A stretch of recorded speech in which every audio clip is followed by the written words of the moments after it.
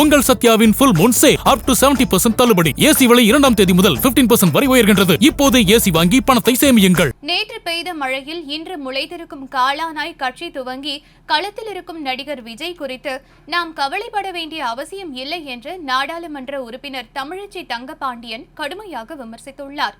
சோழிங்கநல்லூர் தொகுதி திமுக வேட்பாளர் அறிமுக கூட்டத்தில் பேசிய தமிழச்சி தங்கபாண்டியன் இவ்வாறு கூறினார்.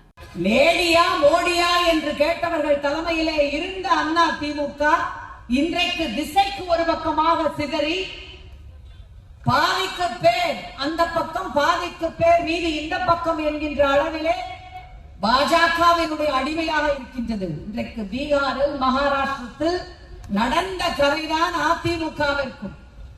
அந்த திட்டத்தோடுதான் டெல்லி பாஜக இங்கே புகுந்து அதிமுகவை அடிமையாக்கி இருக்கின்றது. அவர்களும் அதற்கு விலை போகிவிட்டார்கள்.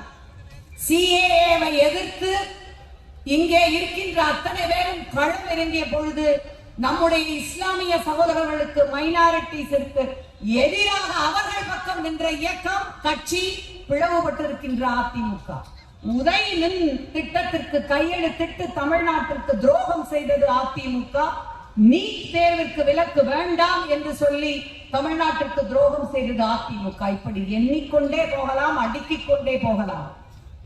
அவர்களோடு இன்னொரு புறம் டிராங்குலர் கண்டஸ்ட் என்று வல்லுநர்கள் சொல்வது போல நேற்று பெய்த மழையில் இன்றைக்கு உழைத்திருக்கின்ற காளானாக கட்சியை துவங்கி இருக்கின்ற ஒரு நடிகரும் இணைந்திருக்கின்றார் களத்தில்.